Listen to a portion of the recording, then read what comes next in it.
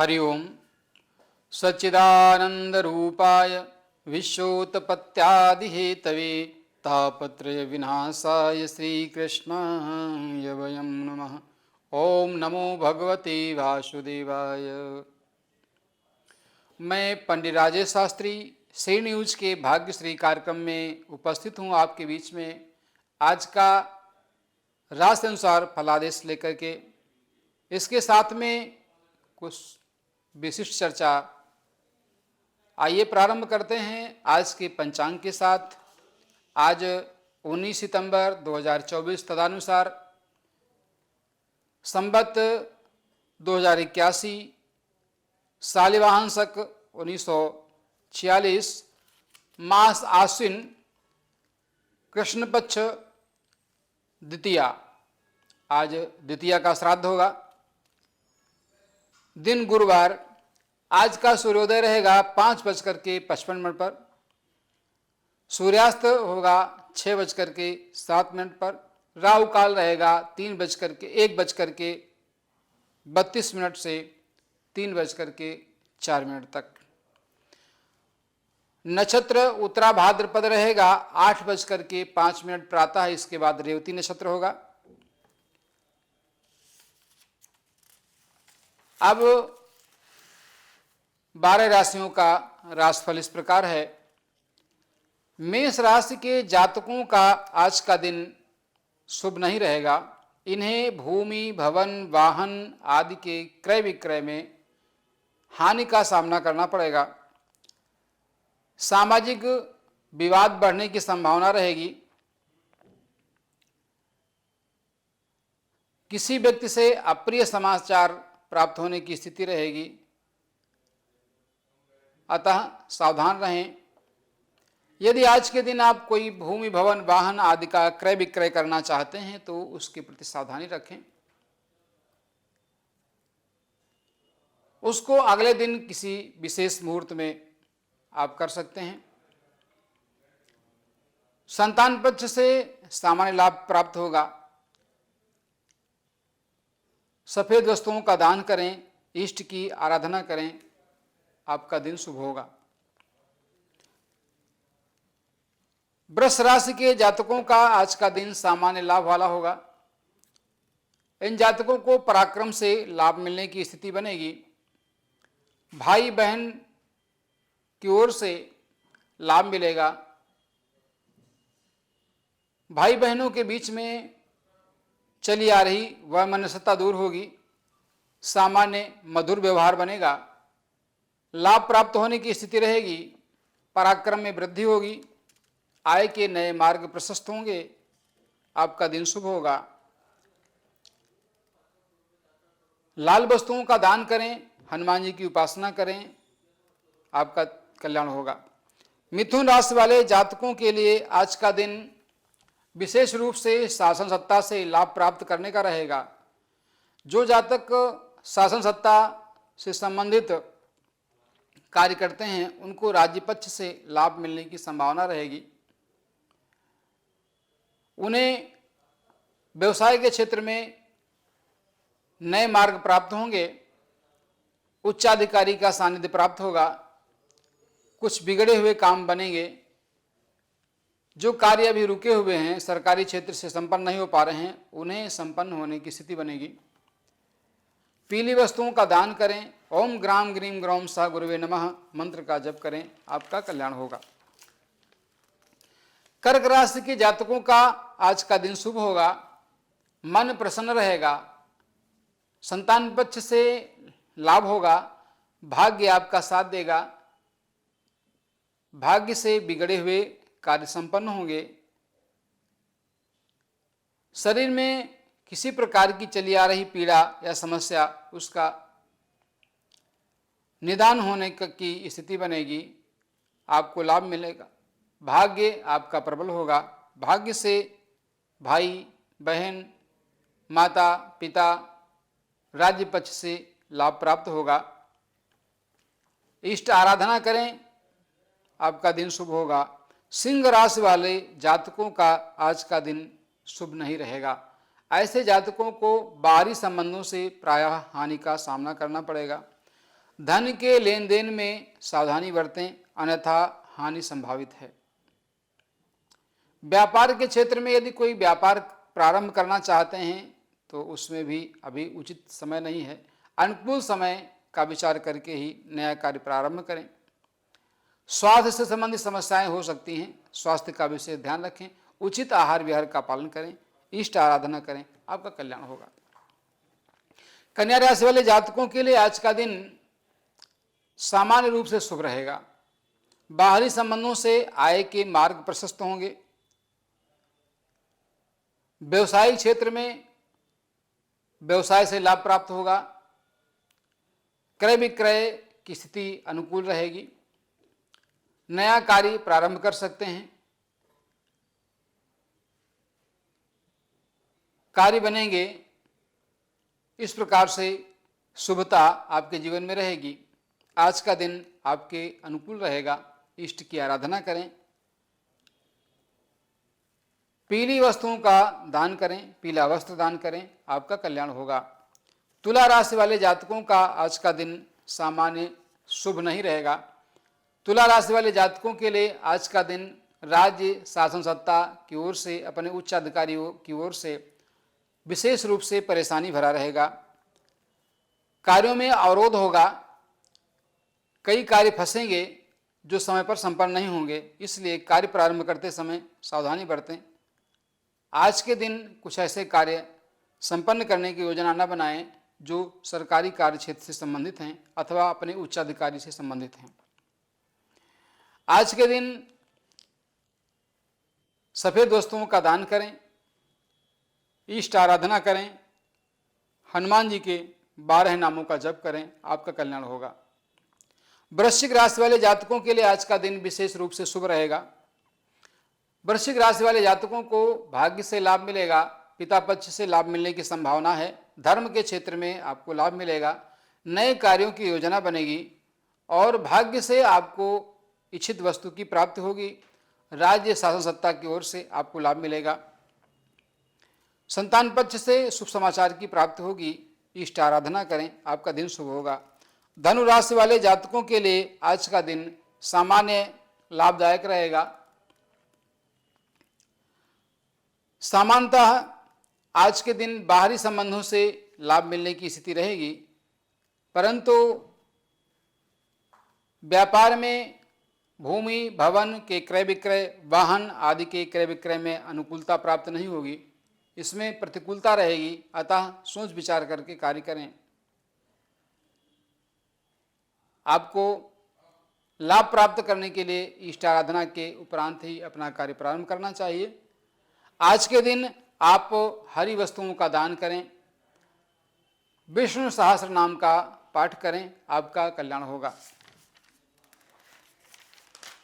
मकर राशि वाले जातकों के लिए आज का दिन सामान्य रूप से शुभ रहेगा। आपके पराक्रम की वृद्धि होगी। भाई बहनों से लाभ प्राप्त होगा। व्यवसायिक क्षेत्र में सामान्य लाभ की स्थिति बनेगी। नया व्यवसाय प्रारंभ करने का अवसर मिलेगा। व्यवसाय से पर्याप्त आय का मार्ग प्रशस्त होगा। सफेद वस्तुओं का दान करें, इष्ट आराधना करें, आपका दिन शुभ होगा। कुंभ राशि वाले जातकों का आज का दिन शुभ रहेगा। धन संबंधी लाभ मिलेगा। मन प्रसन्न रहेगा, परंतु फिर भी किसी अप्रिय समाचार प्राप्त होने की स्थिति हो सकती है। धन से संबंधित लाभ होगा। स्वास्थ्य के प्रति लाभ प्राप्त होगा। लंबे समय से चले आ रही स्वास्थ्य संबंधी की समस्या का समाधान होगा। इष्ट आराधना करें, सूर्य से संबंधित वस्तुओं का दान करें, आपका दिन शुभ होगा। मीन राशि वाले जातकों का आज का दिन शुभ नहीं रहेगा। इन्हें संतान पक्ष से अप्रिय समाचार प्राप्त होगा। संतान से संबंधित किए गए कार्य समय पर संपन्न नहीं होंगे। शिक्षा प्रतियोगिता के क्षेत्र में जो कार्य आप करना चाहते हैं उन कार्यों का करने का जो समय है वो अनुकूल नहीं है। थोड़ा प्रतीक्षा करें, प्रतीक्षा के बाद कुछ समय के पश्चात नए कार्यों का शुभारंभ करें तो आपके लिए अनुकूलता रहेगी। आज के दिन आप सफ़ेद वस्तुओं का दान करें। ओम ग्राम ग्रीम ग्रौम सह गुरुवे नमः मंत्र का जप करें, आपको लाभ मिलेगा। ये था आज के दिन आपकी 12 राशियों का फलादेश। अब हम आज के दिन चर्चा करते हैं, जैसा कि कल की चर्चा में आपने सुना कि महाजनों एन गता सुपंथा, जिस मार्ग से होकर के महापुरुष लोग जाते हैं वही हमारे लिए मार्ग है। अब ये तो हमने कहा, परंतु ये कैसे तय हो कि यही हमारे लिए मार्ग उचित है? तो देखिए, कभी हम जब चर्चा करेंगे तो जो हमारी प्रवृत्ति का है, हमारे जैसे विचार रखने वाला है, हमारी जैसे सकारात्मक कार्य करने की मनोभावना रखता है, जिसकी मनोदशा हमेशा सन्मार्ग की ओर प्रेरित रहने के लिए प्रवृत्त रहती है, ऐसे व्यक्ति के लिए तो हम ये कह सकते हैं कि जो हमारे महापुरुष कार्य करते हैं या जिस मार्ग का वह अनुसरण करते हैं उसका अनुसरण करना चाहिए। परंतु कभी कभी हमारी स्थिति ऐसी होती है, हम देखते हैं कि मेरे लिए, आपके लिए, धर्म के मार्ग पर चलने वाले के लिए, सनातन संस्कृति के अनुकूल रहने वाले के लिए तो मार्ग ये हो सकता है कि जो हमसे श्रेष्ठ हैं, जो अनुसरण करेंगे, मैं उनका अनुसरण करूंगा, उसी मार्ग का अनुसरण करूंगा, वह मार्ग हमारे लिए कल्याणकारी है। परंतु जो अपराध करता है, अपराध जगत में है, तो उसके लिए उसका मार्गदर्शक कौन है? उसका मार्गदर्शक उसका वह व्यक्ति है जिसके संरक्षण में वो कार्य करता है, उसके लिए वो महापुरुष है, श्रेष्ठ है। तो इसको तय कैसे करते हैं? तो तुलसीदास जी लिखते हैं कि परहित सरिस धर्म नहीं भाई, पर पीड़ा सम नहीं अधमाई। तो कहा कि देखिए, दूसरे की भलाई करने के समान कोई पुण्य नहीं है और दूसरों को पीड़ा पहुंचाने के समान कोई पाप नहीं है। कहा अष्टादश पुराणेषु व्यासस्य वचनद्वयम् परोपकाराय पुण्याय पापाय परिपीडनम। कहा अष्टादश पुराणेषु, 18 पुराणों के वचन क्या है? परोपकाराय पुण्याय, परोपकार करने से पुण्य होता है, और पापाय परिपीडनम, और दूसरे को पीड़ा पहुंचाने से पाप होता है। तो कहने का तात्पर्य यह है कि हम जब सत्कर्म करते हैं तो पुण्य लाभ मिलता है, दुष्कर्म करते हैं तो वो पाप होता है। कहने का तात्पर्य है कि जब हम दूसरों को सुख पहुंचाएं, हमारे आचरण से किसी को कष्ट ना हो। अब सबकी प्रवृत्ति अलग अलग हो सकती है।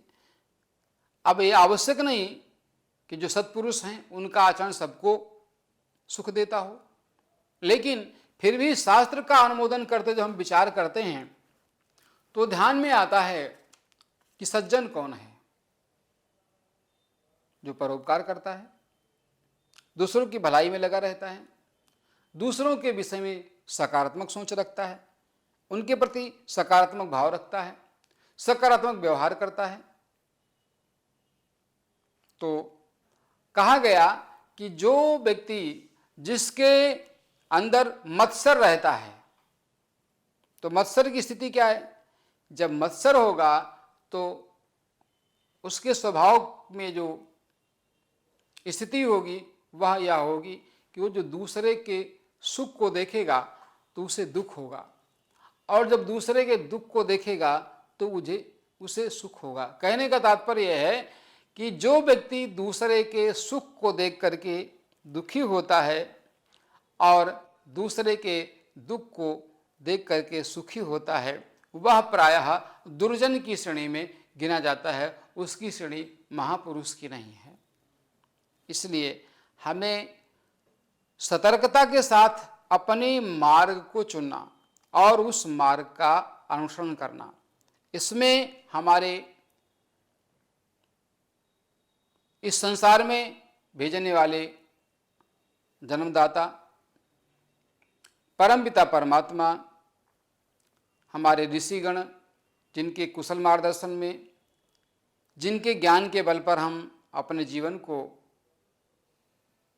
आगे की ओर प्रशस्त करते हैं और हम कल्याणमय स्थिति को प्राप्त होते हैं, वे हमारे माता पिता, हमारे पूर्वज। ये सब हमारे लिए, इनके जो आचरण हैं वो अनुकरणीय हैं, अनुसरणीय हैं। वो श्रेष्ठ परंपरा का अनुसरण करते हुए, अनुकरण करते हुए जब हम अपना जीवन जीते हैं तो निश्चित रूप से हमें लाभ प्राप्त होता है। अब हम चर्चा कर रहे थे कि महाजनों एन गता सपंथा, इस परंपरा को क्यों करना। इस परंपरा का अनुपालन करने का सर्वाधिक जो अनुकूल समय है वह है, वैसे तो अनुकूलता प्रत्येक दिन रहती है, संपूर्ण वर्ष भर रहती है, लेकिन विशेष रूप से अपने पूर्वजों के प्रति, ऋषियों के प्रति श्रद्धा व्यक्त करने का जो समय है वह यह पितृपक्ष, जिसमें हम 15 दिन हम अपने पितरों के प्रति श्रद्धा व्यक्त करते हैं। देश काल परिस्थिति के अनुसार अलग अलग प्रकार से श्राद्ध करते हुए कृतज्ञता व्यक्त करते हैं। क्यों करते हैं? इसलिए करते हैं जिससे वह परंपरा हमारे परिवार में बनी रहे, हमारे परिवार में अनुकूलता बनी रहे, हमारे परिवार में मर्यादा का वातावरण बना रहे और हमारे परिवार के सभी लोग अपने से बड़ों का आदर करते रहें, अपने से बड़ों का सम्मान करते रहें, यह परंपरा बनी रहे। इसलिए यह श्राद्ध पक्ष हमें जो शिक्षा देता है, इससे प्राप्त होने वाली शिक्षा हमारे मार्ग को सन्मार्ग की ओर प्रेरित करती है। अब कई प्रकार के प्रश्न हैं, क्रमशः उन प्रश्नों का एक एक करके उत्तर देने का प्रयत्न करूंगा और पूर्ण विश्वास है कि आप सब लोग भाग्यश्री कार्यक्रम को नियमित देख करके इससे प्राप्त होने वाली शिक्षा और व्यवस्था से आप लाभान्वित होंगे, आपका जीवन कल्याणकारी होगा, ऐसी आशा है। इन 15 दिनों में हम अपने पूर्वजों के प्रति श्रद्धा व्यक्त करते हैं जो आज हमारे बीच में नहीं हैं। शास्त्र कहता है आत्मा अजर और अमर है, न वो जन्म लेती है न कभी मरती है। गीता में भगवान कृष्ण ने अर्जुन को समझाते हुए कहा कि नैनम छिद्दन्ति शस्त्राणि नैनम दहति पावकः न चैनम क्लेदन्ति आपो न शोषयति मारुतः। ये जो आत्मा है इसे ना तो शस्त्र काट सकता है, न अग्नि से जला सकती है, न जल इसे गीला कर सकता है, न हवा इसे सुखा सकती है। ये अजर और अमर है, ये प्रकाश पुंज स्वरूप में है और जब तक व्यक्ति जीवित रहता है उसके शरीर में यह अदृश्य रूप में विद्यमान रहती है और मरणोपरांत पंच महाभूतों से बना यह शरीर पृथ्वी, जल, वायु, अग्नि और आकाश के द्वारा निर्मित यह स्थूल शरीर में जो ये पंच महाभूत हैं वह अपने अपने तत्व में विलीन हो जाते हैं। यह शरीर पंचत्व में विलीन हो जाता है, आत्मा परमात्मा में समाहित हो जाती है। यह स्थूल शरीर संपूर्ण संसार में जिसने भी पाया है उसको एक न एक दिन इस शरीर को छोड़ करके इस संसार से विदा होना है। जिसका जन्म हुआ है उसकी मृत्यु निश्चित है। इसलिए ये है हमारी भारतीय संस्कृति की विशेषता है। भारतीय वांग में सनातन धर्म की संस्कृति कर्म और पुनर्जन्म में विश्वास रखती है। इस परंपरा को हम आगे बढ़ाते हुए अपने पूर्वजों के प्रति इन 15 दिनों में श्रद्धा व्यक्त करेंगे। कल के कार्यक्रम में आप श्राद्ध पक्ष में होने वाले विशेष पर्व, उत्सव और कार्यों के विषय में समझेंगे। आज के दिन आपने सुना 12 राशियों के साथ में श्राद्ध पक्ष से कुछ विशेष बातें, अपने पूर्वजों के प्रति श्रद्धा व्यक्त करने की स्थिति को। कल पुनः उपस्थित होंगे आपके बीच में। जय श्री राधे, जय श्री श्याम।